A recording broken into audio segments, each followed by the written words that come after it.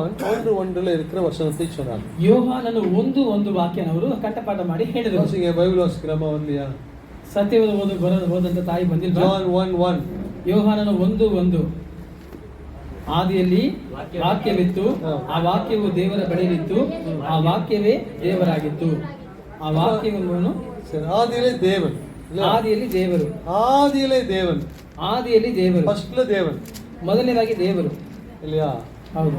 இன்னைக்கு the reformation day, ಇಂದಿಗೆ ಒಂದು ರಿಫಾರ್ಮೇಷನ್ ಅಕ್ಟೋಬರ್ 31 தேதி அன்று, ಅಕ್ಟೋಬರ್ 31ನೇ ತಾರೀಕಿನಂದು ஜெர்மனி தேசத்துல, ಜರ್ಮನಿ ಎಂಬ ದೇಶದಲ್ಲಿ மார்ட்டின் லூதர் என்கிற ஒரு வேத பண்டிதர், ಮಾರ್ಟಿನ್ ಲೂಥರ್ ಎಂಬ ಒಬ್ಬ ವೇದ ಪಂಡಿತರು, வேத ஆராய்ச்சியாளர், ವೇದ ಸಂಶೋಧನೆ, வேதம் படித்தவர், ಆ ಸತ್ಯವೇದವನ್ನು ಓದಿದವರು, அவர் வந்து மொனார்க்கினா என்ன சொல்றது, பைபிள் காலேஜ்ல படிச்சு கொண்டிருந்தார். ಅವರು ಬೈಬಲ್ ಸತ್ಯವೇದ ಕಾಲೇಜಿನಲ್ಲಿ ವಿದ್ಯಾಭ್ಯಾಸ ಮಾಡ್ತಾರೆ. பைபிள் காலேஜ்ல படித்து என்ன சொல்றது, டீச் பண்ணி கொண்டிருந்தார். ಅವರು ಬೈಬಲ್ ಸತ್ಯವೇದ ಕಾಲೇಜಲ್ಲಿ ಉಪದೇಶ ಮಾಡ್ತಾ ಇದ್ರು. அப்ப அந்த காலத்துல ஐயா சொன்னது போல, ಆ ಕಾಲದಲ್ಲಿ ಅಯ್ಯನವರು ಹೇಳಿದ ಹಾಗೆ, விஜயகுமார் ஐயா சொன்னது போல, ವಿಜಯಕುಮಾರ್ ಅಯ್ಯನವರು ಹೇಳಿದ ಹಾಗೆ, அந்த காலத்துல ரோமன் கத்தோலிக்க சபையார் தான் இருந்தார்கள். ಆ ಕಾಲದಲ್ಲಿ ರೋಮನ್ ಕ್ಯಾಥಲಿಕ್ ಸಭೆಯವರೇ ಇದ್ದರು.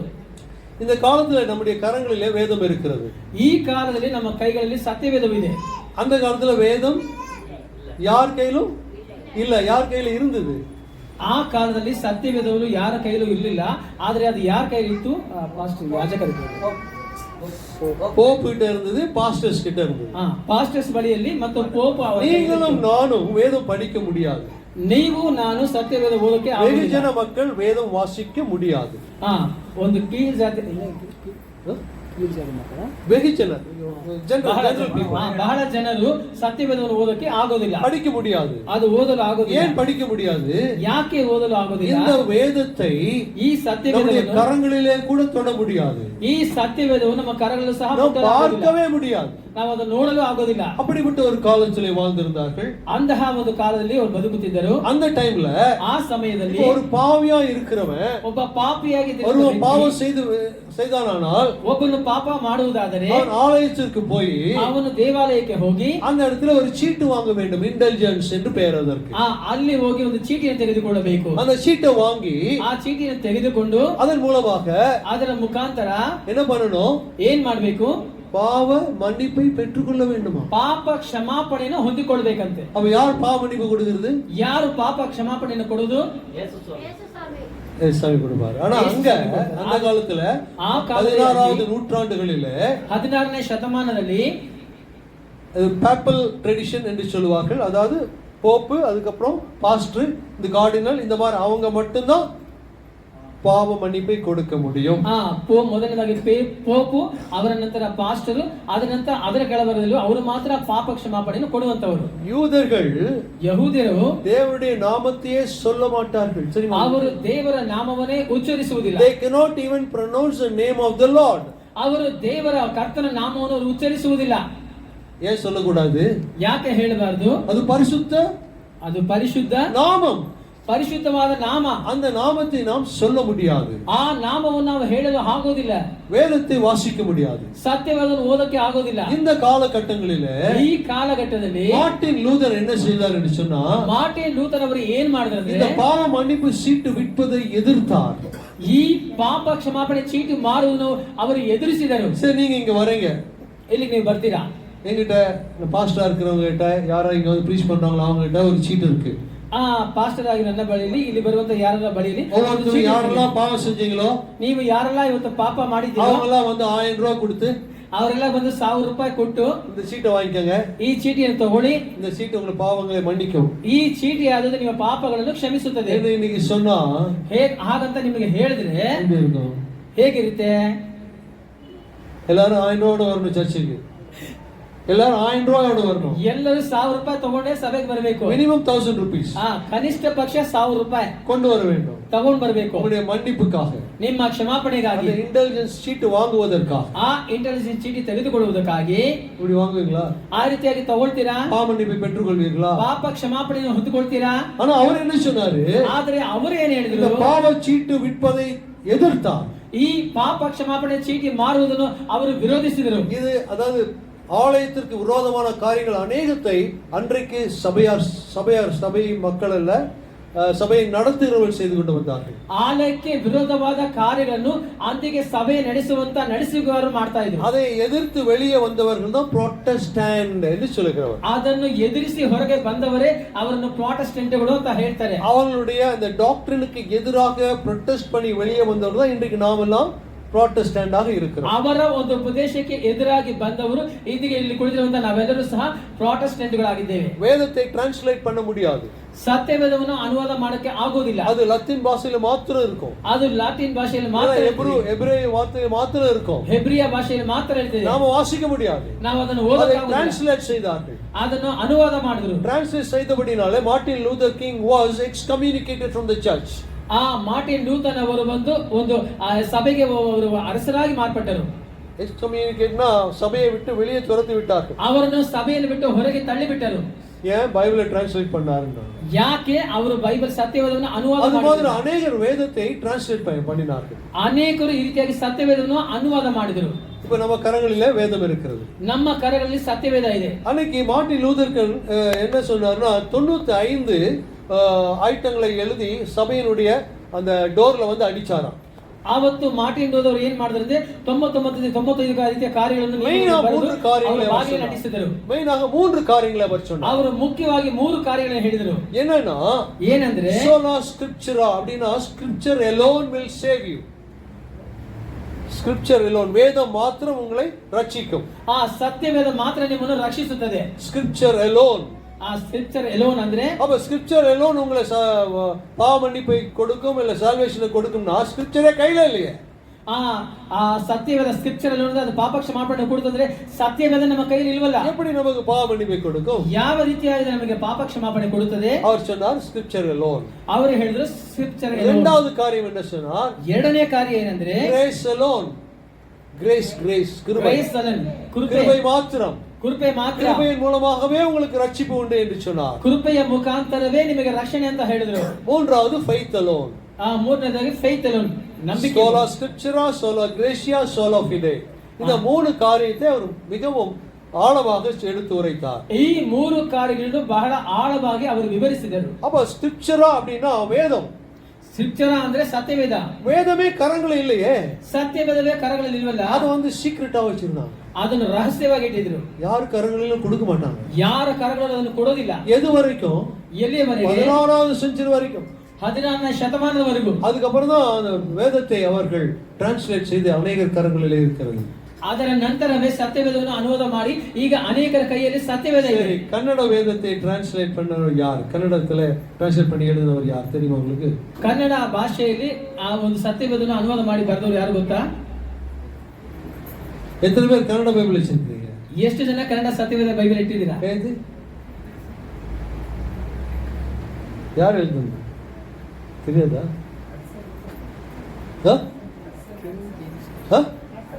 ஹட்சனா அப்படின்னு யார் சொன்னா? ஹட்சன் இல்ல, ஹட்சன் மெமோரியல் சர்ச் பார்த்து சொல்றீங்களா? யார் டிரான்ஸ்லேட் பண்ணது? ಯಾರು ಅನುವಾದ ಮಾಡಿದ್ದು? ஹெய்ன்ஸ் ரோடு கேள்விப்பட்டிருக்கீங்களா? Haynes Road. ஹெய்ன்ஸ் ரோடு எங்க இருக்கு? எಲ್ಲಿದೆ? இருக்குதா Haynes Road? John Haynes. John Haynes. இன்னைக்கு தெரியுங்க உங்க கரங்கள்ல இருக்கிற வேதத்தை டிரான்ஸ்லேட் பண்ணி எழுதினவர் ஜான் ஹெய்ன்ஸ். ನಮ್ಮ ಕರಗಳಿರುವಂತ ಸತ್ಯವೇದವನ್ನು ಅನುವಾದ ಮಾಡಿ ಬರೆದಿರೋರು ಬೆಳ್ಳಾರಿ தெரியும்ல? ಬಳ್ಳಾರಿ ಗೊತ್ತಲ್ಲ? எங்க இருக்கு? தமிழ்நாட்டுலயா? ಬಳ್ಳಾರಿ ಎಲ್ಲಿದೆ? ಕರ್ನಾಟಕ தான். உங்க ஊர்ல தான் இருக்கு. எனக்கு நான் தமிழ்நாட்டுல இருந்து வந்திருக்கேன், எனக்கு தெரியாது. ನಾನು ತಮಿಳುನಾಡಿನಿಂದ ಬಂದಿದ್ದೀನಿ, ನನಗೆ ಗೊತ್ತಿಲ್ಲ. அங்க ஜான் ஹெய்ன்ஸ் மெமோரியல் சர்ச் ஒன்று இருக்கிறது. ಅಲ್ಲಿ ಜಾನ್ ಹೆಯ್ನ್ಸ್ ಮೆಮೋರಿಯಲ್ ಸಭೆ ಅಂತ ಒಂದಿದೆ. அங்க போய் நான் ப்ரீச் பண்ணியிருக்கேன். ಅಲ್ಲಿ ಹೋಗಿ ನಾನು ಸಂದೇಶ ಕೊಟ್ಟಿದ್ದೇನೆ. மெமோரியல் சர்ச் அங்கே உண்டு. ಅಲ್ಲಿ ಒಂದು ಸ್ಮಾರಕದ ಒಂದು ಸಭೆ ಇದೆ. பெரிய சபை இருக்குது, ದೊಡ್ಡ ಸಭೆ ಇದೆ. அங்க போய் ப்ரீச் பண்ணியிருக்கேன். ಅಲ್ಲಿ ಹೋಗಿ ನಾನು ಸಂದೇಶ ಕೊಟ್ಟಿದ್ದೇನೆ. அப்பதான் தெரிஞ்சது எனக்கு ಆಗ್ಲೇ ನಾನು ஜான் ஹெய்ன்ஸ் ಅನೇಕ ಕಾರ್ಯங்களை செய்திருக்கிறார். ಜಾನ್ ಹೆಯ್ನ್ಸ್ ಒಬ್ಬರು ಅನೇಕ ಕಾರ್ಯಗಳನ್ನು ಮಾಡಿದ್ದಾರೆ. ஒவ்வொரு இடத்திலும் ಅನೇಕ ವೇದத்தை ಟ್ರಾನ್ಸ್ಲೇಟ್ பண்ணியிருக்கிறார். ಈ ರೀತಿಯಾಗಿ ಅನೇಕ ಗುಂಪುಗಳಿಂದ ಅನೇಕರು ಸತ್ಯವೇದವನ್ನು ಅನುವಾದ ಮಾಡಿದ್ದಾರೆ. இப்போ ಇಂಟ್ರೊಡಕ್ಷನ್ சொல்லிட்டேன். ಈಗ ನಾನು ಇಂಟ್ರೊಡಕ್ಷನ್ ಹೇಳಿದ್ದೇನೆ. ಹಿಸ್ಟರಿ ಬ್ಯಾಕ್ಗ್ರೌಂಡ್ நிறைய இருக்கு, அதெல்லாம் வேண்டாம் நமக்கு. ಚರಿತ್ರೆ ಹಿನ್ನೆಲೆ ಇನ್ನೂ ಅನೇಕ ಕಾರ್ಯ ಇದೆ, அதெல்லாம் இப்ப வேண்டாம். இப்போ எடுத்தவர்கள் வாசிங்க, ಇದನ್ನ ತೆಗೆದುಕೊಂಡವರು ಓದಿ எக்ஸோடஸ் சாப்டர் 3 ವಿಮೋಚನ ಕಾಂಡ 13 and 14 மூணு வசனம், ரெண்டு வசனம் வாசிங்க. எக்ஸோடஸ் ವಿಮೋಚನ ಕಾಂಡ 3வது அதிகாரம் ವಿಮೋಚನ ಕಾಂಡ 3ನೇ ಅಧ್ಯಾಯ 13-14 ವಾಸಿங்க. 13-14 ತೆಗೆದಿರೋರು ಬೇಗ ಓದಿ. ವಿಮೋಚನ ಕಾಂಡ 3ನೇ ಅಧ್ಯಾಯ ಓದಿ 13-14. ದೇವರಿಗೆ ನಮ್ಮ ಇಸ್ರಾಯೇಲ ಬಳಿಗೆ ಬಂದು ನಿಮ್ಮ ಪಿತೃಗಳ ದೇವರು ನನ್ನನ್ನು ನಿಮ್ಮ ಬಳಿಗೆ ಕಳಿಸಿದ್ದಾನೆಂದು ಹೇಳಿದಾಗ ಒಂದು ವೇಳೆ ಅವರು ಆತನ ಹೆಸರಿನೆಂದು ಅವರದು ಹೆಸರು ಏನು ಅಂತ ಕೇಳುವಾಗ ನಾನು ಏನು ಹೆಸರು ಹೇಳುವುದು ಎನ್ನಲು ದೇವರು ಅವನಿಗೆ ಇರುವಾತನೇ ಆಗಿದ್ದೇನೆ, ನೀವು ಇಸ್ರಾಯೇಲರಿಗೆ ಇರುವಾತನೆಂಬುವನು ನನ್ನನ್ನು ನಿಮ್ಮ ಬಳಿಗೆ ಕಳಿಸಿದನು ಎಂದು ಹೇಳಿದರು. Okay, I am that I am, ನಾನು இருக்கிறவராகவே இருக்கிறேன், ನಾನು ಇರುವಾತನೇ ಆಗಿದ್ದೇನೆ. ಓಕೆ, அப்ப தேவனுடைய நாமம் என்ன? ದೇವರ ನಾಮ ಏನು? ಇರುವಾತನೇ ಆಗಿದೆ. ಇರುವಾತನೇ அப்படி நம்ம பிரேயர் பண்றோமா? ಇರುವಾತನೇ ನಾವು ಪ್ರಾರ್ಥನೆ ಮಾಡ್ತೀವಾ? இப்போ அவருடைய நாமம் தான் என்ன? ಆತನ ನಾಮವಾದರೂ ಏನು? அவருடைய நாமத்தை சொல்லக்கூடாது, ಆತನ ನಾಮವನ್ನು ಉಚ್ಚರಿಸಬಾರದು. அவர் சொல்லல, ಅವರು ಹೇಳಿಲ್ಲ நான் இருக்கிறவராகவே இருக்கிறேன், ನಾನು ಇರುವಾತನೇ ಆಗಿದ್ದೇನೆ. ஆதியிலே தேவன் வானத்தையும் பூமியையும் படைத்தாராம். ಆದಿಯಲ್ಲಿ ದೇವರು ಆಕಾಶವನ್ನು ಭೂಮಿಯನ್ನು ಉಂಟು ஒரு வார்த்தையினாலே படைத்தார். ಆತನ ವಾಕ್ಯದ ಮುಖಾಂತರ ஒரு ಸೃಷ್ಟಿ ಮಾಡಿದನು. வார்த்தையினாலே ஒளி உண்டாக கடவுள் என்றார், ஒளி உண்டானது. ಆತನ ವಾಕ್ಯದ ಮುಖಾಂತರ ಬೆಳಕು ಉಂಟಾಗಲಿ. அப்ப இருக்கிறவராகவே இருக்கிறவருடைய நாமம் என்ன? ಇರುವಾತನೇ ಆಗಿರುವಾತನ ನಾಮವಾದರೂ ಏನು? ಸೀಕ್ರೆಟ್, ಅದು ರಹಸ್ಯ. ಯಾಕೆ? ಯಾರು ಹೆಸರನ್ನ ಉಚ್ಚರಿಸಬಾರದು, கூடாது, உச்சரிಸಬಾರದು, ಉಚ್ಚರಿಸಕೂಡದು. சரியா? அப்ப உங்க பேர் என்ன? ನಿಮ್ಮ ಹೆಸರೇನು? உங்க பேர் என்ன? விஜய்ங்கிறாரு என்கிட்ட. கேட்டா பிரசாந்த் தான், விஜய்னு பேர் வச்சிருக்கிறாரு. எந்த விஜய் பார்த்து வச்சாரோ எனக்கு தெரியல. பிரசாந்த் வைஃப் பேர் விஜய். எங்க வைஃப் பேர் விஜயலட்சுமி. அப்படியா? அதனால விஜய் வச்சிட்டியா? சினிமா ஆக்டர் பேர் பத்தி அவர் சொல்றாரு, தெரியுது. இப்ப மாட்டிட்டு இருக்கிற ஒரு ஆக்டருடைய பேர். ಈಗ பேர் என்னன்னு கேட்டா ನಿಮ್ಮ ಹೆಸರೇನು ಅಂತ ಕೇಳಿದ್ರೆ நீங்க உங்க பேர் சொல்லுவீங்க. ನೀವು ನಿಮ್ಮ ಹೆಸರು பேர் என்னன்னு கேட்டா ஜேக்கப் சொல்லுவேன். ನನ್ನ ಹೆಸರು ಏನಂದ್ರೆ ಜೇಕಬ್ ಅಂತ ಹೇಳ್ತೀನಿ. ಅಮ್ಮ பேர் கேட்டா கரண் சொல்லுவாங்க. ಅಮ್ಮನವರ ಹೆಸರು ಕೇಳಿದ್ರೆ ಕರಣ್. உங்க பேர் கேட்டா உங்க பேர் சொல்லுவீங்க. ನಿಮ್ಮ ಹೆಸರು ಹೇಳಿದ್ರೆ ನಿಮ್ಮ ಹೆಸರು ಹೇಳ್ತೀರಾ. ஆனா தேவன் ஏன் பெயர் சொல்லல? ಆದರೆ ಯಾಕೆ ದೇವರು ಹೆಸರನ್ನ ಹೇಳಲಿಲ್ಲ? பெயர் சொன்னாரா? ಆತನ ಹೆಸರು ಹೇಳಿದ, நான் இருபவನು, ನಾನು ಇರುವಾತನೇ ಆಗಿದ್ದೇನೆ, நேற்றும் இன்றும் என்றும் மாறாதவர், ನಿನ್ನೆ ಇಂದು ನಾಳೆ ಮಾರ್ಪಡದ ದೇವರು, என்றைக்கு மாறாதவனா, ಎಂದಿಗೂ ಮಾರ್ಪಡದ ದೇವರು. பேர் தான் என்ன பார்க்கலாமா? ಆತನ ಹೆಸರಾದ್ರೆ ಏನು ಅಂತ தெரியுமா? உங்களுக்கு தெரியுமா வேண்டாம்? ನಿಮಗೆ ಗೊತ್ತಾಗಬೇಕೋ ಇಲ್ವಾ? இல்ல அடுத்த வாரம் வந்து சொல்லட்டுமா? ನೆಕ್ಸ್ಟ್ ಮುಂದಿನ ವಾರ ಬಂದಿಲ್ಲ. சரி சொல்றேன். நியாயாதிபதிகள், ஜட்ஜஸ், நியாயாதிபதிகள் 13வது அதிகாரம். ನ್ಯಾಯಸ್ಥಾಪಕರು 13ನೇ ಅಧ್ಯಾಯ 13வது அதிகாரம் 17-18 2 ವಚನ ವಾಸಿங்க. 17-18. ಆದ್ದರಿಂದ ಅವನು ಆ ದೂತನನ್ನು, ನೀನು ಹೇಳಿದ್ದು ನೆರವೇರಿದಾಗ ನಿನ್ನನ್ನು ಸನ್ಮಾನಿಸಬೇಕೆಂದಿರುತ್ತೇನೆ, ನಿನ್ನ ಹೆಸರೇನು ಎಂದು ಕೇಳಿದನು. அங்க வந்து யார் கேக்குறா? மனோவா யாரு? சாம்சனுடைய அப்பா. சாம்சன் யாரு? ಸಂಸೋನನು ಯಾರು? ನ್ಯಾಯಾಧಿಪತಿ. ಅವರು ನ್ಯಾಯಾಧಿಪತಿ, ಇಸ್ರೇಲಕ್ಕೆ ನ್ಯಾಯಾಧಿಪತಿ. சரி, ஓகே. இப்போ மனோவா வந்து தேவன் கிட்ட கேக்குறான், உங்க பேர் என்ன, நாங்க எங்களுக்கு தெரிஞ்சுக்கணும், சொல்லுங்கன்றான். ಮನೋಹನ ಬಂದು ಅವರ ಬಳಿಯಲ್ಲಿ ಕೇಳ್ತಾನೆ, ನಿಮ್ಮ ಹೆಸರೇನಂತ ಕೇಳ್ತಾನೆ. ನಿಮ್ಮ ಹೆಸರೇನಂತ ಕೇಳ್ತಾನೆ. ಉಂಗ ಪೇರೇನಂತ ಕೇಳ್ಕறாங்க. ಆದ್ದರಿಂದ ಆ ದೂತನನ್ನು, ನೀನು ಹೇಳಿದ್ದು ಸರಿ ನೆರವೇರಿದಾಗ ನಿನ್ನನ್ನು ಸನ್ಮಾನಿಸಬೇಕೆಂದಿರುತ್ತೇವೆ, ನಿನ್ನ ಹೆಸರೇನು ಎಂದು ಕೇಳಿದನು. ಯೆಹೋವನ ದೂತನು, ನನ್ನ ಹೆಸರನ್ನು ಕೇಳುವುದೇಕೆ? ಏಕೆ ಕೇಳ್ತೀಯ ನನ್ನ ಹೆಸರು?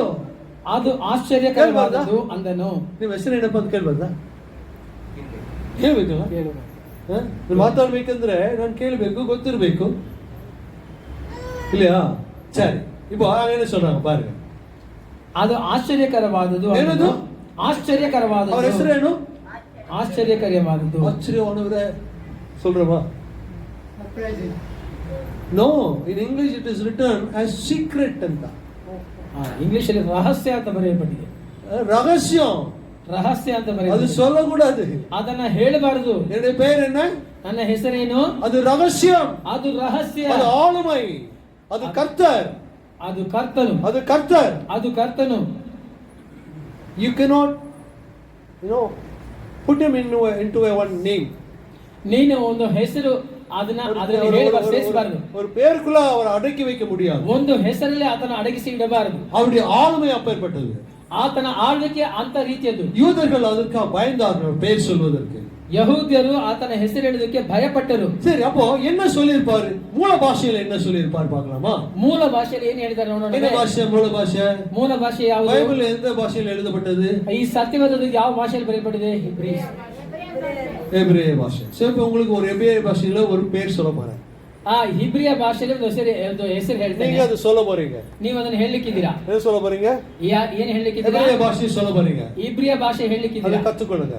ಅದನ್ನು ಕಲಿತುಕೊಳ್ಳಿ. கர்த்தர் என்ன சொன்னாரு அங்க? ಕರ್ತನಲ್ಲಿ ಏನು ಹೇಳ್ತಾನೆ? அங்கே மோசே கேட்ட பொழுதும், ಅಲ್ಲಿ ಮೋಶೆ ಕೇಳಿದಾಗಲೂ, மனோவா கேட்ட பொழுதும், ಇಲ್ಲಿ ಮನೋಹ ಕೇಳಿದಾಗಲೂ கர்த்தர் சொல்லுகிறார், ಕರ್ತನು ಹೇಳ್ತಾನೆ, என்னுடைய பெயர் ஹாயா. ನನ್ನ ಹೆಸರು ಅಯಾಮ್. ஹாயா. ಹಯಾ. எபிரேய பாஷையில ஹாயா. ಹಯಾ. ಹೆಬ್ರಿಯ ಭಾಷೆಯಲ್ಲಿ ಹಯಾ. பேர் என்னன்னா என் பேர் ஹாயா. ನಿನ್ನ ಹೆಸರು ಏನಂದ್ರೆ ನನ್ನ ಹೆಸರು ಹಯಾ. I am that I am. I am the translate பண்ணிருக்காங்க. I am that I am ಅಂತ. ஹாயா என்பது ட்ரான்ஸ்லேட் பண்ண முடியாது. ಯಾಕೆಂದ್ರೆ ಹಯಾ ಎಂಬುದು ಟ್ರಾನ್ಸ್ಲೇಟ್ ಮಾಡುವುದಕ್ಕೆ ಆಗೋದಿಲ್ಲ. இருக்கிறவராகவே இருக்கிறேன் என்று சொல்ல அர்த்தம். ಇರುವಾತನೇ ಆಗಿದ್ದೇನೆ ಎಂಬುದು ಅದರ ಅರ್ಥ. அதனுடைய அர்த்தம். ಅದರ ಅರ್ಥ ஹாயா என்று சொல்ல முடியாது. ಹಯಾ ಎಂದು ಹೇಳಲು ಆಗೋದಿಲ್ಲ. நான் தான். ನಾನೇ. நான் தான். ನಾನೇ. பாருங்க, அந்த காலத்துல தேவர்கள் என்று சொன்னா அவர்களுக்கு தேவர்கள் என்று தெரியாது. ஏன்? அடிமைத்தனமாக்கிய அந்த இதுல இருந்தாங்க, எங்க எகிப்துல இருந்தார்கள். ಆ ದೇವರುಗಳು ಅಂದರೆ ಅವರಿಗೆ ಗೊತ್ತಿರಲಿಲ್ಲ. தேவனை அறியார்கள். ಯಾಕಂದ್ರೆ ಅವರು ದೇವರನ್ನು ತಿಳಿದುಕೊಳ್ಳಲಿಲ್ಲ. ದಾಸತ್ವದಲ್ಲಿ ಇದ್ದರು. முந்தைய தலைவர்கள் அவர்களுக்கு தெரியும். ஆபிரகாம், ஈசாக்கு, யாக்கோபு, அந்த தலைவருக்கு தெரியும். ಅವರ ಹಿಂದಿನ ತಲೆಮಾರಿನವರಿಗೆ ಗೊತ್ತಿತ್ತು. ಅಬ್ರಹಾಮ, ಈಸಾಕ, ಯಾಕೋಬನಿಗೆ ಗೊತ್ತಿತ್ತು. ಆದರೆ ಇವರಿಗೆ ಗೊತ್ತಿರಲಿಲ್ಲ. அவர்கள் தேவனுக்கு பலி கொடுத்தார்கள், அவரை தொழுது கொண்டார்கள் என்று பார்க்கிறோம். ಅವರು ದೇವರಿಗೆ ಬಲಿಯನ್ನು ಅರ್ಪಿಸಿದರು, ದೇವರನ್ನು ಅವರು ಸೇವಿಸಿದರು ಅಂತ ನಾವು ನೋಡ್ತೇವೆ. ஆனா இங்க ಆದರೆ ಇಲ್ಲಿ தேவர்கள் என்று சொன்னா அவர்களுக்கு தெரியாது. ಈ ದೇವರುಗಳು ಅಂದ್ರೆ ಅವರಿಗೆ ಗೊತ್ತಿಲ್ಲ. கேக்குறீங்களா? ಕೇಳ್ತಾ ಇದ್ದೀರಾ? ஓகே, இப்ப முக்கியமான கட்டத்துக்கு வந்திருக்கிறோம். ಮುಖ್ಯವಾದ ಘಟ್ಟಕ್ಕೆ ನಾವು ಬಂದಿದ್ದೇವೆ. அப்போ அங்க எகிப்துல ಐಗುಪ್ತ ದೇಶದಲ್ಲಿ தேவர்கள் என்று சொன்னா ದೇವರುಗಳು ಅಂತ ಹೇಳಿದ್ರೆ நைல் நதி இருந்தது. ನೈಲ್ ನದಿ ಇತ್ತು. கேள்விப்பட்டிருக்கீங்களா? நைல் நதி. நாங்க ನೈಲ್ ನದಿ போயிருக்கோம். ಕೇಳಿದಿರಾ? நாங்க போயிருக்கிறோம். ಬಂದಿದ್ದಾರೆ. ನೈಲ್ ನದಿ ಬಳಿಗೆ ಹೋಗಿ ಬಂದಿದ್ದಾರೆ. நைல் நதி. ನೈಲ್ ನದಿ அதுதான் அவர்களுக்கு தெய்வம். ಆ ನೈಲ್ ನದಿಯೇ ಅವರಿಗೆ ದೇವರು. இப்ப நம்ம காவேரி தெய்வம், ಕಾವೇರಿ, பவானி தெய்வம், ಭವಾನಿ அப்படி ದೇವರು எல்லாம் இருக்கு இல்லையா இங்க? ಹಾಗೆಲ್ಲ ಇದೆಯಲ್ಲ. ஆனா இங்க வந்து பெண்கள் பெயரை வச்சிருக்காங்க. சரஸ்வதி, யமுனா, அப்படி எல்லாம் பேர் ಇಲ್ಲಿ வச்சிருக்காங்க. ಹೆಣ್ಣು ಮಕ್ಕಳ ಹೆಸರಿಟ್ಟಿದ್ದಾರೆ. ಗಂಗಾ, ಕಾವೇರಿ, இப்படி எல்லாம் பேர் வச்சிருக்காங்க. ಈ ರೀತಿಯಾಗಿ ಎಲ್ಲ ಹೆಸರಿಟ್ಟಿದ್ದಾರೆ. ஆனா நைல் நதிக்கு பேர் என்னன்னா, ಆದರೆ ನೈಲ್ ನದಿಗೆ ಹೆಸರು ಏನೆಂದರೆ ஹப்பி அப்படின்னு பேரு. ಹಪ್ಪಿ ಅಂತ ಹೆಸರು. அப்படின்னா தகப்பன் சாமி. ತಂದೆಯ பெண் ದೇವರು. இல்ல, பெண் இல்ல, அது தகப்பன். ಹೆಣ್ಣಲ್ಲ, ಅದು ತಂದೆ. அது தகப்பன் சாமி. ಅದು ತಂದೆಯ ದೇವರು. எப்படி திருத்துவத்தை அவன் திரித்து கொண்டிருக்கிறான் பாருங்க. ತ್ರಯೇಕತ್ವವನ್ನು ಯಾವ ರೀತಿಯಾಗಿ அப்போ நைல் நதி வந்து தகப்பன் சாமி. ನೈಲ್ ನದಿ ಅದು ತಂದೆಯ ಒಂದು ದೇವರು. சூரியன். ಸೂರ್ಯನು. சூரியன் வந்து ಸೂರ್ಯನು அது பேரு ரா அப்படின்னு பேரு. ಸೂರ್ಯನಿಗೆ ರಾ ಅಂತ ரா ಹೆಸರು. தெய்வம். ರಾ ಎಂದು அது ಹೆಸರು. யாரு? ಅದು ಯಾರು? தாய் தெய்வம். ತಾಯಿಯಾದ ದೇವರು. சூரியன் வந்து தாய். ಸೂರ್ಯನು ಬಂದು ತಾಯಿ. அப்புறம் ಆಗ அங்க கிங் இருந்தார் இல்லையா, ஃபெரோ கிங். ಅರಸನಿದ್ದಲ್ಲ ಫರೋ ಅಂತ ರಾಜ. அந்த ராஜா வந்து மகன் சுவாமி. ಆ ರಾಜನಿಗೆ ಮಗನು ದೇವರು. சரியா? அந்த ராஜன் வந்து மகன் சுவாமி, அப்பா வந்து நைல் நதி சுவாமி இல்லையா? அப்பா சாமி, அம்மா சாமி, மகன் சாமி, அப்படி இருந்தாங்க. ತಂದೆ ಸ್ವಾಮಿ, ಮಗನ அவங்க எல்லாம் தெய்வங்களா தெரியும். ಅವರೆಲ್ಲ தேவர்கள். இன்னும் அநேக ஆயிரம் தெய்வங்கள் இருந்தாங்க. ಈ ರೀತಿಯಾಗಿ ಇನ್ನೂ ಅನೇಕ ಸಾವಿರ ದೇವರುಗಳು ಇದ್ದವು. அவங்களெல்லாம் அவங்களுக்கு தெரியும். ಅವರೆಲ್ಲ ಅವರಿಗೆ ಗೊತ್ತಿತ್ತು. அடிமையாய் போனவங்களும் அந்த தெய்வங்களை பற்றி கொண்டு வந்தார்கள். ಆ ದಾಸತ್ವದಲ್ಲಿ ಹೋಗಿದ್ದವರು ಆ ದೇವರುಗಳನ್ನ ಅವರು ತಿಳಿದುಕೊಂಡು ಬಂದಿದ್ದರು. சரி, ನಾನು தமிழ் பேசுறேன். ನಾನು ತಮಿಳ್ ಮಾತಾಡ್ತೇನೆ. இங்க வந்தேன். ಇಲ್ಲಿ ಬಂದೆ. இங்க வந்து கொஞ்சம் கன்னட பேசுறேனா? ಇಲ್ಲಿ ಬಂದು ಸ್ವಲ್ಪ ಕನ್ನಡ ಮಾತಾಡ್ತೀನಿ. தமிழ் பேசுறேன், ತಮಿಳು ಮಾತಾಡ್ತೀನಿ. அதே டைம்ல கன்னಡ ಮಾತಾಡ್ತೀನಿ. ಅದೇ ಪೋಲ ಕನ್ನಡವೂ ಸಹ. அது மாதிரி ಅದೇ ರೀತಿಯಾಗಿ அவர் தேவனை தொழுது கொண்டாலும் ಅವರು ದೇವರನ್ನು ಸೇವಿಸಿದರು. அங்கே இப்படிப்பட்ட ஆயிரம் தெய்வங்களை தொழுது கொண்டார்கள். ಈ ರೀತಿಯಾಗಿ ಅನೇಕ ಸಾವಿರ ದೇವರುಗಳನ್ನು ಅವರು ಸೇವಿಸಿದರು. ஆனபடினாலே அவர்களுக்கு தேவனுடைய நாமம் தெரியாது. ಆದ್ದರಿಂದ ಅವರಿಗೆ ದೇವರ ಹೆಸರೇನೆಂಬುದು ಗೊತ್ತಿಲ್ಲ. புரிஞ்சுதா? ಅರ್ಥ ಆಯ್ತಾ? எப்படி பாக்குறீங்க? ಹೀಗೆ ನೋಡ್ತಾ ಇದ್ದೀರಾ? சரி, ஒரு ராஜா இருந்தாரு. ಕಥೆ சொன்னா கொஞ்சம் அப்படியே ರಿಜುವಿನೇಟ್ ಆಗಿ ಕತೆ ಹೇಳಿದ್ರೆ ನಿಮ್ಗೆ ಹಾಗೆ ಏನೋ ಎಲ್ಲ ಅರ್ಥ ಸೋತು ಹೋಗ್ತಾರೆ ಎಲ್ಲರೂ ಹಂಗಿದ್ದಾರೆ. ಉತ್ಸಾಹமா இருக்கிறீங்களா? ಉತ್ಸಾಹವಾಗಿದ್ದೀರಾ? ஒரு ஹalleluya சொல்லுவோமா? ಒಂದು ಹಲ್ಲೆಲೂಯಾ ಹೇಳೋಣ. ஹalleluya ಹಲ್ಲೆಲೂಯಾ ஹalleluya கரங்களை உயர்த்தி ಕೈಗಳನ್ನು ಮೇಲಕ್ಕೆತ್ತಿ ஹalleluya. Okay hallelujah. சரி இப்ப எல்லாம் தூங்குனவங்க எழுந்திட்டாங்க. கதையை அடுத்த வாரம் சொல்றேன். கதையை அடுத்த வாரம் சொல்றேன். சரியா? ಕತೆ ಮುಂದಿನ ವಾರ ಹೇಳ್ತೇನೆ. சொல்லணுமா வேண்டாமா? ಹೇಳ ಬೇಡವಾ? சரி. ஒரு ராஜா இருந்தார். ಒಬ್ಬ ಅರಸನಿದ್ದನು. அந்த ராஜா வந்து நல்லா மீன் சாப்பிடுவாரு. என்ன சாப்பிடுவாரு? ಆ ರಾಜನು ಬಂದು ಮೀನು ತಿನ್ನೋನು. நல்லா மீன் சாப்பிடுவாரு. ಒಳ್ಳೆ ಚೆನ್ನಾಗಿ ಮೀನು ತಿನ್ನೋನು. அங்க ஒரு மீன் பிடிக்கிற ஒருத்தர் இருந்தார். ஷார்ட்டா சொல்லிடுறேன் சீக்கிரம். ನಾನು ಸಂಕ್ಷಿಪ್ತವಾಗಿ ಹೇಳ್ತೀನಿ ಬೇಗ. மீன் ஒருத்தர் பிடிச்சான். ಮೀನು ಒಬ್ಬನು ಹಿಡಿದ. அருமையான நீளமான நல்ல மீன். ಅದು ಬಹಳ ಉದ್ದವಾದ ಒಳ್ಳೆ ಮೀನು. ஒரு வித்தியாசமாக இருந்தது. ಅದು ಬಹಳ ವ್ಯತ್ಯಾಸವಾಗಿತ್ತು. அந்த மீனை பிடித்து ಆ ಮೀನನ್ನು ಹಿಡಿದು இவனை ராஜா கொடுக்கலாம்னு நினைச்சான். ರಾಜನಿಗೆ ಕೊಡಬೇಕು ಅಂತ ನೆನೆಸ್ಕೊಂಡ. ராஜா கொடுக்கலாம். ರಾಜನ ಕೊಡಬಹುದು. ராஜா நேத்து பர்த்டே கொண்டாடினாரு. ಆ ರಾಜನು ನಿನ್ನೆ ಹುಟ್ಟಿದ ದಿನ ಆಚರಿಸಿದ. இன்னைக்கு போய் கொடுத்துடலாம் அவருக்கு. ಇವತ್ತು ಹೋಗಿ ಕೊಟ್ಬಿಡೋಣ ಅವರಿಗೆ. நேத்து நிறைய பேர் வந்து பார்த்திருப்பாங்க, சாப்பிட்டுருப்பாரு. ನಿನ್ನೆ ಅನೇಕರು ಬಂದು ನೋಡಿದ್ದಾರೆ. மீனை கொடுக்க போவான்னு போறான். ಮೀನು ಕೊಡಲು ಹೋದ. யாரு எங்க போறாங்க? ಯಾರು ಎಲ್ಲಿಗೆ ಹೋದ್ರು? ராஜா கிட்ட மீனை கொடுக்க ஒருத்தன் போறான். மீன் பிடிக்கிறவன் போறான். ಆ ಮೀನು ಹಿಡಿಯೋನು ರಾಜನ ಬಳಿ ಮೀನು ಕೊಡಲು ಹೋಗ್ತಾನೆ. அரண்மனைக்குள்ள அந்த வாயில் காப்பாள என்ன சொன்னா, உள்ள போக முடியாது போயான். ಆ ಅರಮನೆಯಲ್ಲಿ ಕಾವಲುಗಾರನ ಹೇಳಿದ ನೀನು ನೋಡಕ್ಕಾಗಲ್ಲ ಹೋಗು ಅಂತ உள்ள விடுவாங்களா ஒரு மீனவனை? ಆ ಮೀನು ಹಿಡಿಯೋನು ಒಳಗಡೆ ಬಿಡ್ತಾರಾ? விட மாட்டாங்கல்ல. ಬಿಡೋದಿಲ್ಲ ಅಲ್ಲ. போயான்ட்டாங்க. ಹೋಗಯ್ಯ ಅಂತ ಹೇಳ್ದ. ஐயாவுக்கு நேத்து பர்த்டே இல்ல, அதனால இன்னைக்கு மீன் கொடுக்கலான்னு வந்தேன். ಅಯ್ಯ ನಾನು ಹುಟ್ಟಿದ್ದಿನ ಅದರಿಂದ ಮೀನು ಕೊಡಲು ಬಂದೆ. அது நேத்து, அது ನಿನ್ನೆ. நேத்து, இன்னைக்கு வந்து கொடுக்க முடியாது போடாங்க. ಇವತ್ತು ಕೊಡೋಕ್ಕಾಗೋದಿಲ್ಲ ಹೋಗಯ್ಯ ಅಂತ ಹೇಳ್ದ. காதுல கேட்டுருச்சு என்னமோ அங்க பாய் கதவுல என்ன பிரச்சனை கூப்பிட்டு கேட்டாரு. என்ன? ರಾಜನಿಗೆ ಕಿವಿಯಲ್ಲಿ ಬಿತ್ತು. ಕರೆದು ಕೇಳಿದ್ರೆ மீனோ வந்திருக்கிறானா, அவங்கள பாக்கணுமா? ಮೀನು ಹಿಡಿಯೋರು ಬಂದಿದ್ದಾನೆ, ನೋಡ್ಬೇಕಂತೆ. அவன் உள்ள வந்துச்சு. ಅವನು ಒಳಗೆ ಬರಕ್ಕೆ ಹೇಳಿ. அவனுக்கு பர்மிஷன் கிடைச்சிருச்சு. ಅವನಿಗೆ ಪರ್ಮಿಷನ್ ಸಿಕ್ತು. அவன் உள்ள வந்தான். ಅವನು ಒಳಗೆ ಬಂದ. உள்ள வந்து கையில பெரிய மீன் வச்சிருந்தான். ಆ ಒಳಗೆ ಬಂದ ಕೈ ದೊಡ್ಡ ಮೀನು ಇಟ್ಟಿದ್ದ. ராஜாவும் ராணியும் அந்த சிம்மாசனத்துல உட்கார்ந்து இருந்தாங்க. ಆ ರಾಜನ ರಾಣಿ ಸಿಂಹಾಸನದಲ್ಲಿ ಕುಳಿತಿದ್ದಾರೆ. அவர் ராஜா பார்த்தாரு. ರಾಜ ನೋಡಿದ್ರು. என்னப்பா ஏன் சத்தம் போடுற வெளியே என்னன்னு கேட்கிறாரு. ಯಾಕಪ್ಪ ಯಾಕೆ ನೀನು ಕೂಗ್ತೀಯ ಹೊರಗಡೆ ಅಂತ ಕೇಳಿದ್ರು. கேட்டப்போ ಕೇಳಿದಾಗ அவன் சொன்னான், ஐயா உங்களுக்கு ஸ்பெஷலா ஒரு மீன் பிடிச்சேன். ಅಯ್ಯನವರೇ ನಿಮಗೆ ವಿಶೇಷವಾಗಿ ಒಂದು ಮೀನು அது ಹಿಡಿದಿದ್ದೇನೆ. உங்களுக்காகவே பிடிச்சிட்டு வந்திருக்கேன். ಅದು ನಿಮಗಾಗಿ ಹಿಡ್ಕೊಂಡು ಬಂದಿದ್ದೇನೆ. உங்களுக்கு பரிசா கொடுக்கலாம்னு வந்திருக்கேன். ನಿಮಗೆ ಬಹುಮಾನವಾಗಿ ಕೊಡ್ಲಿಕ್ಕೆ ಬಂದಿದ್ದೇನೆ. Free gift. ಏನು ಫ್ರೀ ಗಿಫ್ಟ್? ಇದು ಉಚಿತವಾದ ಒಂದು ನಿಮಗೆ ಗಿಫ್ಟ್ ಆಗಿ கொடுக்கலாம்னு வந்திருக்கேன். ಬಹುಮಾನವಾಗಿ ಕೊಡ್ಲಿಕ್ಕೆ ಬಂದಿದ್ದೇನೆ ಅಂತ ಹೇಳಿದ. அப்படியா? சரின்னு வாங்கிட்டாரு. ಹಾಗಂತ ಅವ್ರು ತಗೊಂಡ್ರು. ராஜா நல்ல மனுஷன் போல இல்ல? ರಾಜ ಒಳ್ಳೆ ಮನುಷ್ಯ ಅಲ್ವಾ? அவர் வந்து வாங்கிட்டாரு. ಅವ್ರು ಬಂದು ತಗೊಂಡ್ರು. அது வாங்கிட்டு ಅದು ತಗೊಂಡು ஒரு 5000 பொற்காசுகளை கொடுத்தார். ಒಂದು 5000 ಒಂದು ಕಾಸುಗಳನ್ನು ನಾಣ್ಯಗಳನ್ನು ಕೊಟ್ಟರು. 5000 பொற்காசுகள் 5000 ಗೋಲ್ಡ್ ಕಾಯಿನ್ ಕೊಟ್ಟಿದ್ರು. 5000 ಚಿನ್ನದ ನಾಣ್ಯಗಳನ್ನು ಕೊಟ್ಟರು. ஒரு நாளைக்கு ஒரு ஒரு ஒரு ஒரு டாலர் சம்பளம்னு வச்சுக்கோங்க. ಒಂದು ನಾಣ್ಯಕ್ಕೆ $1 ಸಮ. ஒரு பவுண்ட் தங்கம் எவ்வளவு விலை இருக்கும் அந்த காலத்துல? ಒಂದು ಪೌಂಡ್ ಚಿನ್ನವಾದದ್ದು ಎಷ್ಟು ಬೆಲೆ இந்த காலத்துல அந்த காலத்துல யோசிச்சு பாத்துக்கோங்க. ಆ ಕಾಲ 5000 பொற்காசுல எடுத்து அள்ளி கொடுத்தாரு. 5000 ಚಿನ್ನದ ನಾಣ್ಯ ಹಾಗೆ ಅವರಿಗೆ ಅವ್ರು ತಗೊಂಡ್ರು. ராணி பார்த்தா. ರಾಣಿ ನೋಡಿದ್ರು. ராணிக்கு ಹೊಟ್ಟೆ ಕಿಚ್ಚ. ರಾಣಿಗೆ ಪೊರಾಮೆ ಇರ್ತದಲ್ಲ? ಇರುತ್ತಲ್ವಾ? இருக்குமா இல்லையா? ಇರುತ್ತೆ ಇಲ್ವಾ? ஒரு சின்ன மீனுக்காக, ಒಂದು ಚಿಕ್ಕ ಮೀನುಗಾಗಿ, அது செத்து போன மீனுக்காக ಸತ್ತು ಹೋಗಿರಂತ ಮೀನುಗಾಗಿ 5000 பொற்காசுகளை கொடுத்திருக்காங்க. 5000 ಚಿನ್ನದ ನಾಣ್ಯಗಳನ್ನು ಕೊಟ್ಟಿದ್ದಾರಲ್ಲ. ஐயா ராஜா, ಅಯ್ಯ ರಾಜನೇ கொஞ்சம் கேளுங்க. ಸ್ವಲ್ಪ ಕೇಳಿ. எதுக்கு 5000 ரூபாய் கொடுத்திருக்கீங்க? ಯಾಕೆ 5000 ಕೊಟ್ಟಿದ್ದೀರಾ? அவனை வந்து ஃபிக்ஸ் பண்ணலாம். ಅವನ್ನ ಫಿಕ್ಸ್ ஒரு ಮಾಡಿ क्वेश्चन கேட்கலாம். ಅವನೊಂದು ಪ್ರಶ್ನೆ ಕೇಳೋಣ. நீங்க கேளுங்க. ನೀವು ಕೇಳಿ. அவன் வந்து மாட்டிக்குவான். ಅವನು ಸಿಕ್ಕಾಕೊಳ್ತಾನೆ. அந்த மீன் ஆனா பெண்ணான்னு கேளுங்க. ಆ ಮೀನು ಯಾವ್ದು ಗಂಡ ಹೆಣ್ಣ ಅಂತ ನೀವು ಕೇಳಿ. இவன் 5000 பொற்காசுகளை கொடுத்துட்டான். ಅವನು 5000 ஆனா இவளுக்கு அது புடிங்கிரணும். ಅವನ ಕೈಯಲ್ಲಿ ಕಿತ್ಕೊಳ್ಬೇಕು ಅಂತ. சரி தானே? கேக்குறீங்களா இல்லையா? ಕೇಳ್ತಾರಾ ಇಲ್ವಾ? கேக்குறீங்க. ஓகே. இப்போ அந்த 5000 பொற்காசுகளை புடிக்க விட வேண்டும் என்று சொல்லி 5000 ಚಿನ್ನದ ನಾಣ್ಯಗಳನ್ನು ಕಿತ್ಕೊಳ್ಬೇಕಂತ அந்த ராணி என்ன கேக்குறா? அது ஆனா பெண்ணா கேளுங்க. ಅದು ಗಂಡ ಹೆಣ್ಣ ಅಂತ ಕೇಳಿ ಅಂತ ಕೇಳ್ತಾರೆ. இப்போ ராஜா என்ன சொல்றாரு? பாவம் பரிதாபப்பட்டாரு. ஐயோ அது புடிங்க வேணுமா? ஆனா பெண்ணா கேட்டா அவன் என்ன சொல்லுவான்? ರಾಜನ್ ಬಹಳ ದುಃಖಪಟ್ಟ. ಗಂಡ ಹೆಣ್ಣ ராஜா ரொம்ப நல்லவர் அப்பா. ರಾಜ ಒಳ್ಳೆಯವನು ಅಲ್ವಾ? அரசை ஆளுகிறவர் நல்லவர். ರಾಜ್ಯವನ್ನು ಆಳುವ ರಾಜ. பக்கத்துல ஒருத்தர் கேக்குறாங்க டிங் டிங். ಪಕ್ಕದಲ್ಲಿ ಒಬ್ರು ಕೇಳ್ತಾ ಇದ್ದಲ್ಲ. சரி கேட்போன்னு கேட்டாரு. ಸರಿ ಕೇಳೋಣ ಅಂತ ಕೇಳಿದ್ರು. அப்பா நீ வந்து மீனை கொடுத்த, ನೀ ಮೀನ್ ಕೊಟ್ಟೆ, இந்த மீன் ஆனா பெண்ணான்னு கேட்டாரு. ಈ ಮೀನು ಗಂಡ ಹೆಣ್ಣ ಅಂತ ಕೇಳಿದ್ರು. அது மீன்காரன் சொன்னா, ಆ ಮೀನ್ ಹಿಡಿಯೋರು ಹೇಳ್ದ, அடுத்த வாரம் சொல்லட்டுமா? ಬರವರ ಬಂದಿಲ್ಲ. ಇವಾಗಲೇ ಹೇಳ್ಬೇಕಲ್ಲ. சரி, ஓகே. அப்ப இவன் சொன்னா ಇವನು ಹೇಳಿದ இது ஆணும் இல்லை பெண்ணும் இல்லை, ಇದು ಗಂಡು ಅಲ್ಲ ಹೆಣ್ಣು ಅಲ್ಲ, இதுக்குள்ள ரெண்டு குணாதிசயங்களும் இருக்கிறது. ಇದರಲ್ಲಿ ಎರಡು ಗುಣಾತಿಶಯಗಳು ಇದೆ. ரெண்டு குணாதிசயம் இருக்குது. ಎರಡು ಗುಣಾತಿಶಯಗಳು. அதனால நீங்க சாப்பிடுறதுதான் நல்லதுன்னு உங்களுக்கு கொண்டு வந்தேன். ಆದ್ದರಿಂದ ನೀವು ಇದನ್ನು ತಿನ್ನೋದು ಒಳ್ಳೇದು ಅಂತ ಇದು ನಿಮಗಾಗಿ ತೆಗೆದುಕೊಂಡು ಬಂದ. ராஜாவுடைய உள்ளம் பூரித்தது.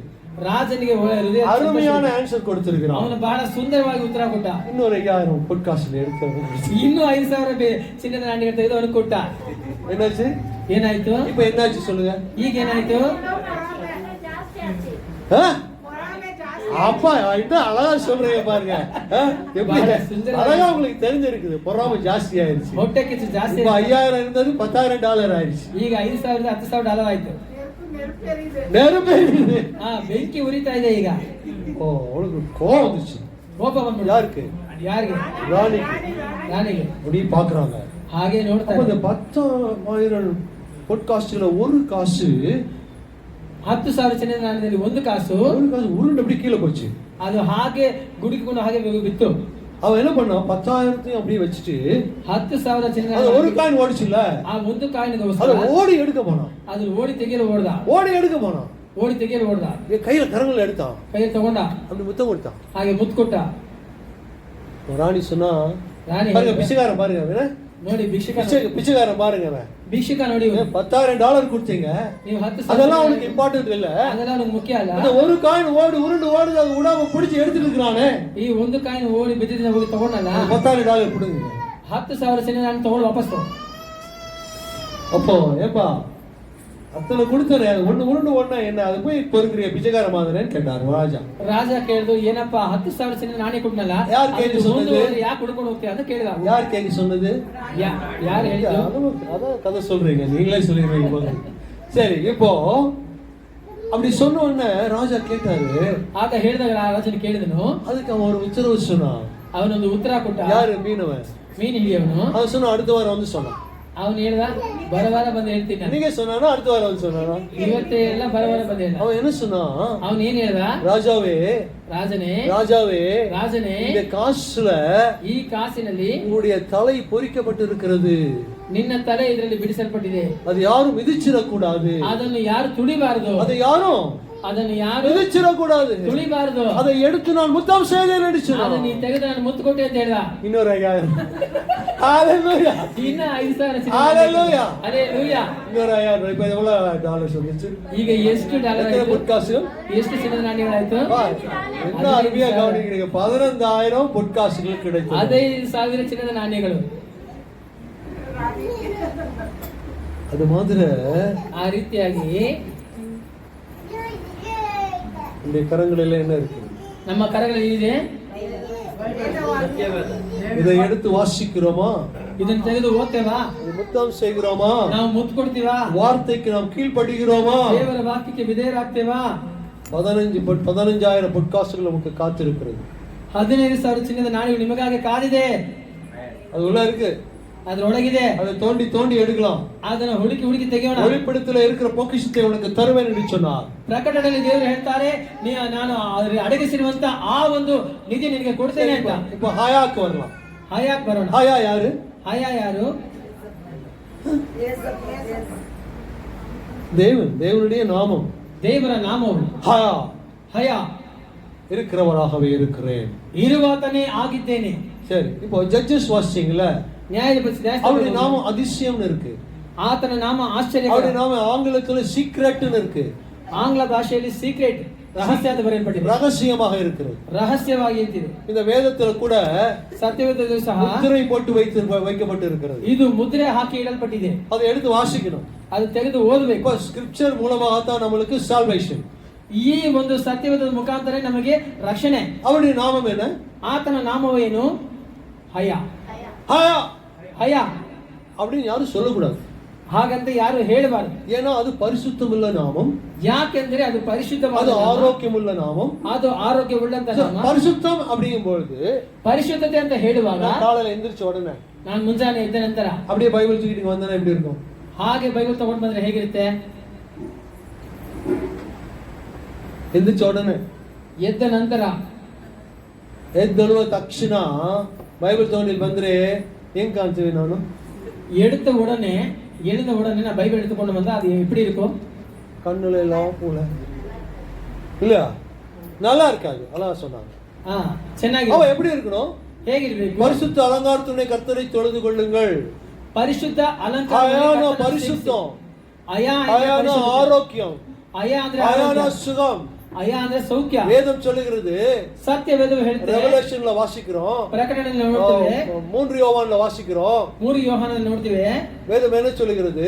சத்தியவேத ஆத்மா வாழ்வது போல நீ எல்லாவற்றிலும் வாழ்ந்து சுகமாயிரு என்று சொல்லு. ನಿನ್ನ ಆತ್ಮ ಉಲ್ಲಾಸಗೊಳ್ಳುವ ಹಾಗೆ ಎಲ್ಲದರಲ್ಲಿ ಸೌಖ್ಯವಾಗಿ ಬಾಳಿ ಸುಖವಾಗಿರು. சுகமா இருக்கிறதுன்னா என்ன? ಸುಖವಾಗಿರೋದ್ರೆ ಏನು? பரிசுத்தமா இருக்கணும், ಪರಿಶುದ್ಧವಾಗಿರಬೇಕು, பரிசுத்தமா இருக்கணும். அந்த காலத்துல ஊழியக்காரங்க எப்படி தெரியுமா இருப்பாங்க? பாத்துருக்கீங்களா? ಆ ಕಾಲದಲ್ಲಿ ಸೇವಕರು ಯಾವ ರೀತಿ ಇರ್ತಾರೆ ಗೊತ್ತಾ? கேள்விப்பட்டிருக்கீங்களா? ಕೇಳಿಸ್ಕೊಂಡಿದ್ದೀರಾ?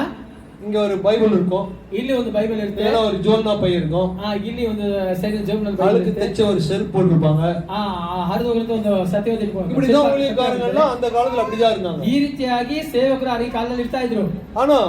ಆದರೆ எவாஞ்சலிஸ்ட் நிறைய பேர் வந்ததுக்கு அப்புறம், ಅನೇಕ ಸುವಾರ್ತಿಗಳು ಬಂದ ನಂತರ அவங்க எப்படி வராங்க பாத்தீங்களா? ಅವ್ರು ಹೇಗೆ ಬರ್ತಾರೆ ಗೊತ್ತಾ? உசிதமான சேஷ்ட வஸ்திரம் உடுத்தவர்களா இருக்கிறார்கள். ಶ್ರೇಷ್ಠವಾದ ಉಡುಪುಗಳನ್ನು ಹಾಕಿಕೊಂಡವರಾಗಿರ್ತಾರೆ. சேஷ்டவாத உடுப்பு, சூட் போட்டு வராங்க, சூட் ಹಾಕಿ ಬರ್ತಾರೆ. டிஜிஎஸ் ஜனகர் அத சொன்னாரு. அப்போ டிஜிஎஸ் ஜனகர் கிட்ட கேட்டாங்க, என்ன கேட்டாங்க? டிஜிஎஸ் ஐனவರ ಬಗ್ಗೆ ಕೇಳಿದ್ರೆ, நீ எப்ப பார்த்தாலும் இப்படி சூட்டோட வரைய, ಯಾವಾಗ ನೋಡಿ ಸೂಟ್ ಹಾಕೊಂಡು ಬರ್ತಿರಲ್ಲ, எப்படி உன்னால அப்படி முடியுதுன்னு கேட்டாங்க. ಯಾವರಿಗೆ ಹೇಗೆ ನಿಮಗೆ ಇದು ಸಾಧ್ಯ ಅಂತ. ஊழியக்காரங்க எல்லாம் இப்படி இருக்காங்க, நீ என்ன இப்படி வரேன்னு கேட்டாங்க. ಸೇವಕರೆಲ್ಲ ಈ ರೀತಿಯಾಗಿದೆ, ನೀವು ಯಾಕೆ ಈ ರೀತಿಯಾಗಿದ್ದೀರಾ? அப்போ டிஜிஎஸ் அங்கிள் ஒரு வசனத்தை காண்பிச்சாரு. டிஜிஎஸ் ಅಂಕಲ್ ಅವರು ಒಂದು ವಾಕ್ಯವನ್ನು ತೋರಿಸಿದ್ರು. என்ன வசனத்தை காமிச்சாருன்னா, ಏನು ವಾಕ್ಯವನ್ನು ತೋರಿಸಿದ್ರು ಅಂದ್ರೆ, ಯೆಶಯಾ 18வது அதிகாரம் நினைக்கிறேன். ಯೆಶಯಾ 18ನೇ ಅಧ್ಯಾಯ. இல்ல 61 இல்ல சாம்பல் 23வது அதிகாரம், ಯೆಶಯಾ 23 18வது வசனம். எடுத்து வாசிங்க. ತೆಗೆದಿರುವುದು ಯೆಶಯಾ 23:18. 23:18 ತಮಿಳು ಭಾಷೆ ತೆಗೆದಿರುವುದು, ಕನ್ನಡ ಭಾಷೆ ಕನ್ನಡ ಓದಿ வாசிங்கம்மா. திட்டமான வாசிங்க. திட்டிருவானோன்னு பாக்குறாங்க.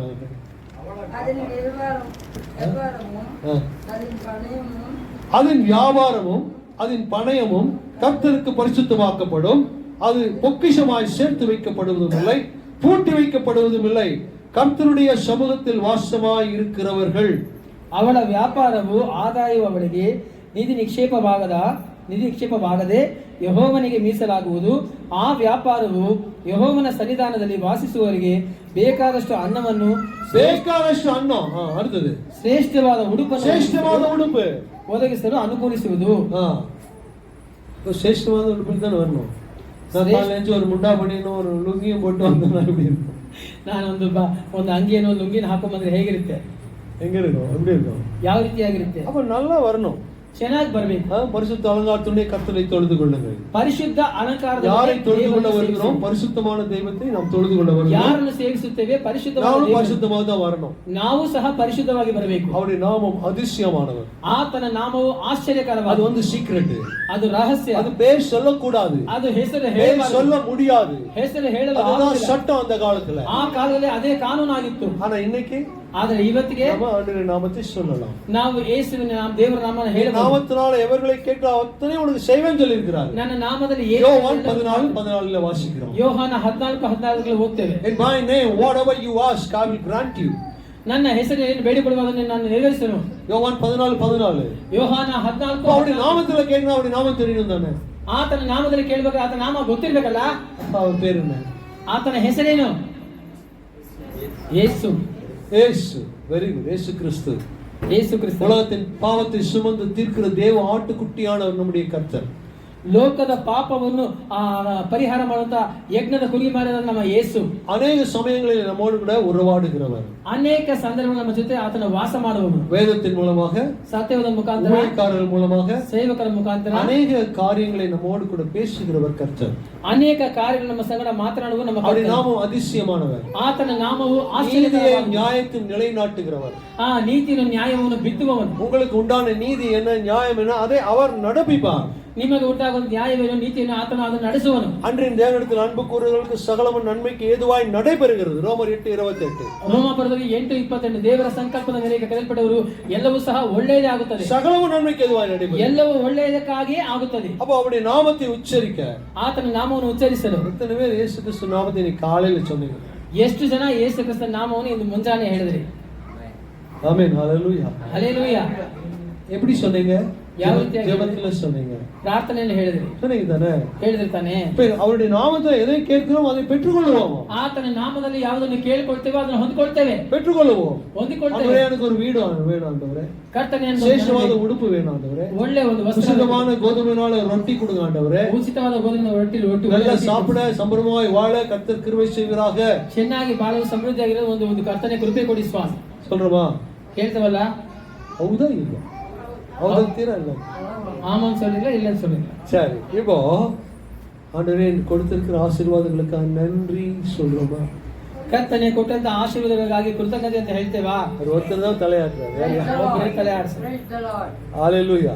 ಹಲ್ಲೆಲೂಯಾ. அவர் கொடுத்த சகல காரியங்களுக்காக நாம் நன்றி சொல்ல வேண்டுமா? ಆತನು ಕೊಡುವಂತ ಸಕಲ ಕಾರ್ಯಗಳಿಗಾಗಿ ನಾವು ಕೃತಜ್ಞತೆ அருமையாக கீபோர்டு வாசிக்கிறார் மகன், ನೋಡಿ ಬಹಳ ಸುಂದರವಾಗಿ ಕೀಬೋರ್ಡ್ அருமையா வாசிக்கிறார். ಬಹಳ ಸುಂದರವಾಗಿ ಅವರು ಬಾರಿಸ್ತಾರೆ. Glory to God. ದೇವರಿಗೆ ಮಹಿಮೆ, கர்த்தருடைய நாம மகிமைப்படட்டும். ದೇವರ ನಾಮ ಮಹಿಮೆ. கண்ணு இருக்கிற எனக்கே வாசிக்க தெரியாது. ಕಣ್ಣಿಗಿಂತ ನನಗೆ ವಾದ್ಯ ಬಾರಿಸಲು I ಗೊತ್ತಿಲ್ಲ. glorify God for this brother. ಈ ಸಹೋದರಿಗಾಗಿ நாமத்தை மகிமைப்படுத்துகிறேன். ದೇವರ ನಾಮವನ್ನು ಮಹಿಮೆ ಪಡಿಸುತ್ತಾರೆ. கர்த்தருடைய நாம மகிமைக்கென்று அவர் வாசிக்கிறார். ಯೇಸುವಿನ ನಾಮ ಮಹಿಮೆಗಾಗಿ ಅವರು ವಾದ್ಯ எனக்கு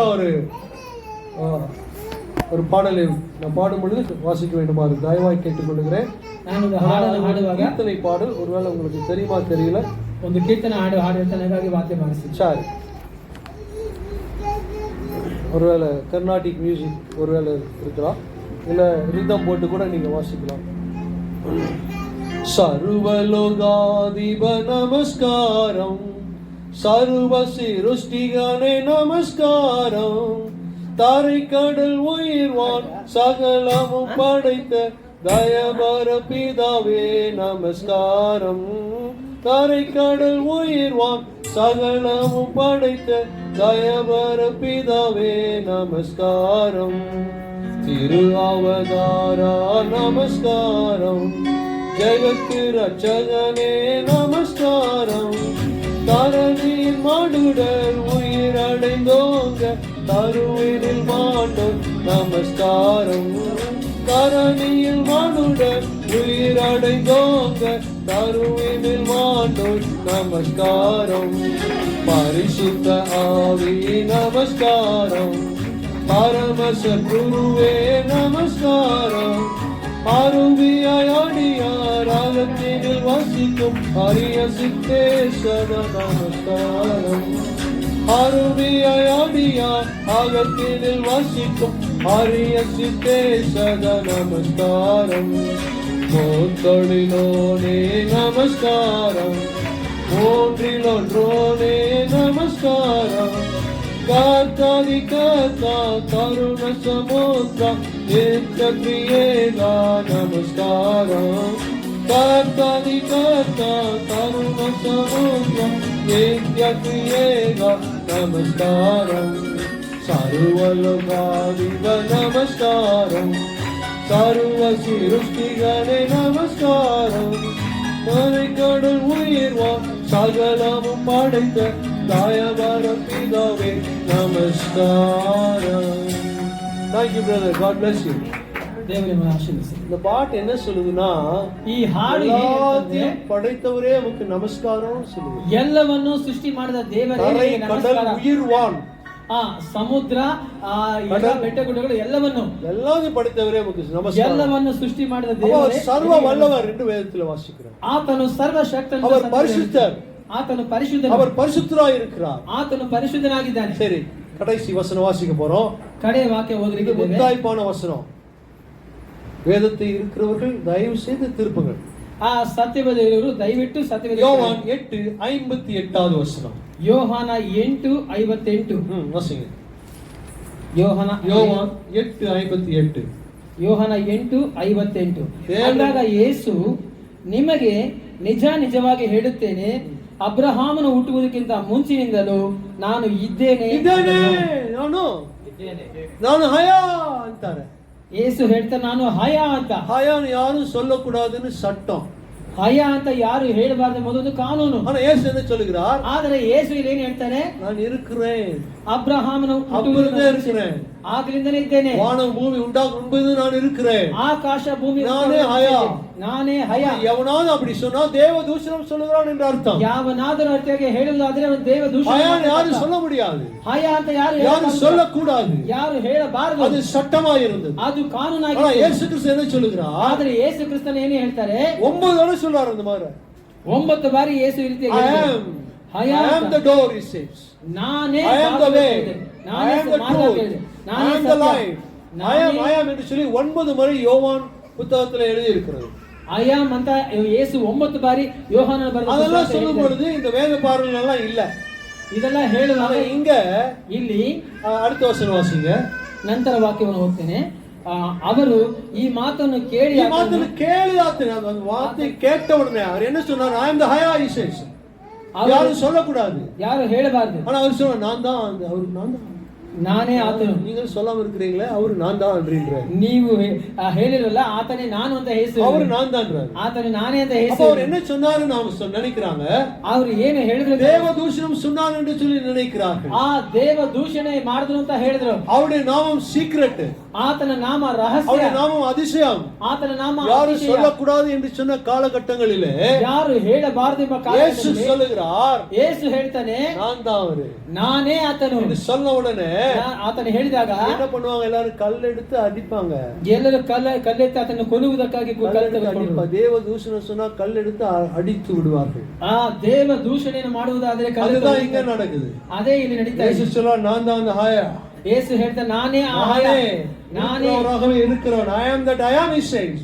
ಆತನು ಹೇಳ್ತಾನೆ ನಾನೇ ಇರುವಾತನೇ ಆಗಿದ್ದೇನೆ. அவர் மகிமையுள்ளவர், ಆತನು ಮಹಿಮೆಯುಳ್ಳವನು, அரசாட்சி செய்கிறவர், ಆತನು ಆಳ್ವಿಕೆ ಮಾಡುವವನು, அவருடைய ஆளுமை, ಆತನ ಆಳ್ವಿಕೆ, அவருடைய ஆளுமை அவர் சொன்னால் ஆகும், ಆತನು அவர் கட்டளையிட நிற்கும் என்று வேதம் சொல்லுகிறது. ಹೇಳಿದರೆ ಅದು ನಿಲ್ಲುವುದು. அவ்வளவு அதிகாரத்தை உடையவர், ಅಷ್ಟು ಅಧಿಕಾರವುಳ್ಳವನು, அதிகாரத்தை உடையவர், ಅಷ್ಟು ಅಧಿಕಾರವುಳ್ಳವನು. காற்றையும் கடலையும் அதட்டினவர், ಆ ಸಮುದ್ರವನ್ನು ಗಾಳಿಯನ್ನು ಯೇಸು பிசாசை பார்த்து பாயிண்ட் விரட்டினவர், ಸೈತಾನ ನೋಡಿ ಯೇಸು ಹೋಗು ಅಂತ ಹೇಳಿದನು. 5000 ಜನங்களுக்கு 5 அப்பத்தையும் 2 மீனையும் பகிர்ந்து கொடுத்தவர், 5000 ಜನಗಳಿಗಿಂತ ಹೆಚ್ಚಾದವರಿಗೆ 5 ರೊಟ್ಟಿ 2 ಮೀನು வெறும் தண்ணீரை திராட்சரசமாக மாற்றினவர். ಬರೀ ನೀರನ್ನು ಯೇಸು ದ್ರಾಕ್ಷಾರಸವಾಗಿ இவ்வளவு மகிமையுள்ள தேவன் ಎಷ್ಟು ಮಹಿಮೆಯುಳ್ಳ அவரை ದೇವರು கல்லை எடுத்து அடிக்க பார்க்கிறார். ಅವರನ್ನು ಕಲ್ಲನ್ನು ತೆಗೆದು ಹಾಗೆ ಒಡೆಯಲು ನೋಡ್ತಾನೆ. எதுக்காக?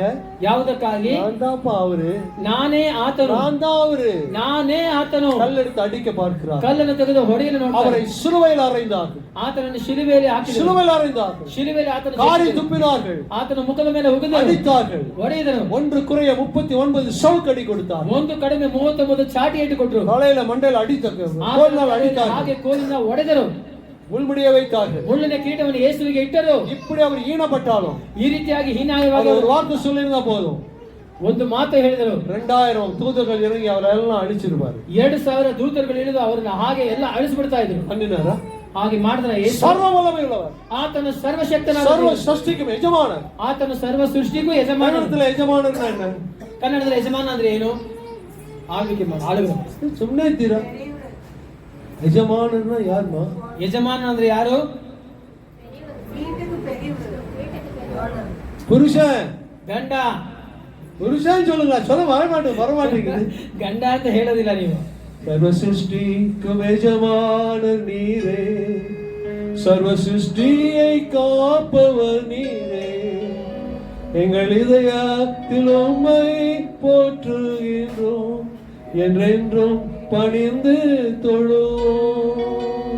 சர்வ சிருஷ்டிக்கும் எஜமானர் நீரே, சர்வ சிருஷ்டியை காப்பவர் நீரே, எங்கள் இதயத்தில் உம்மை போற்றுகின்றோம், என்றென்றும் பணிந்து தொழுவோம்.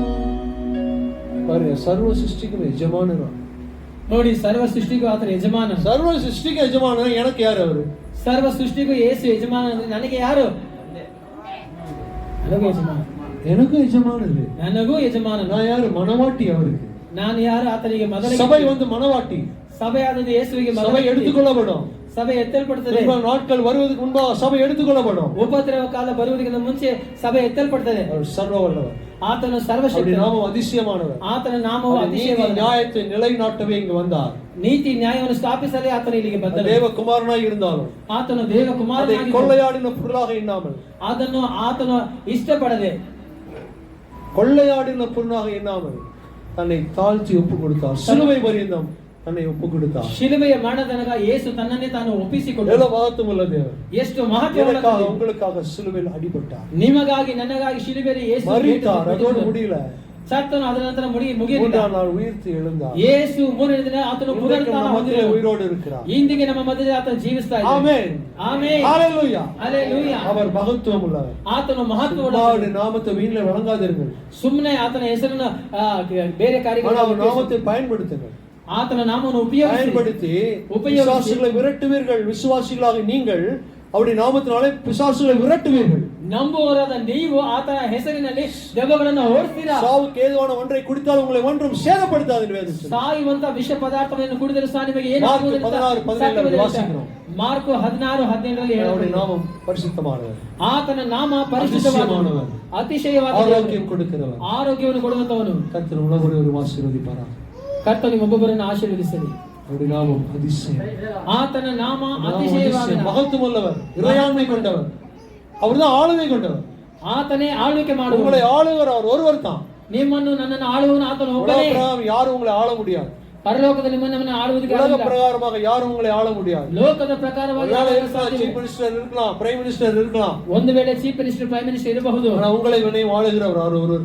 ಆದರೆ ನಿಮ್ಮನ್ನು ನಮ್ಮನ್ನು ಆಳುವಂತವನು ಕರ್ತನಾದ ಯೇಸು. கண்களை மூடி ಕಣ್ಣುಗಳನ್ನು ಮುಚ್ಚಿ. ஹalleluya. ಅದೇ ಇಲ್ಲ ಇದಕ್ಕೆ ಪಾಠ ಕೊಡ. சரி, கண்களை மூடி ஜெபிப்போம். அன்பின் பரலோக பிதாவே, ಪ್ರೀತಿಯ ಪರಲೋಕ ತಂದೆಯೇ, ஆவியானவரே உமக்கு ஸ்தோத்திரம். ಆತ್ಮನಾದ ದೇವರೇ ನಿಮಗೆ ಸ್ತೋತ್ರಪ್ಪ. பரலோக பிதாவே உமக்கு ஸ்தோத்திரம். ಪರಲೋಕ ತಂದೆಯೇ ನಿಮಗೆ ಸ್ತೋತ್ರ.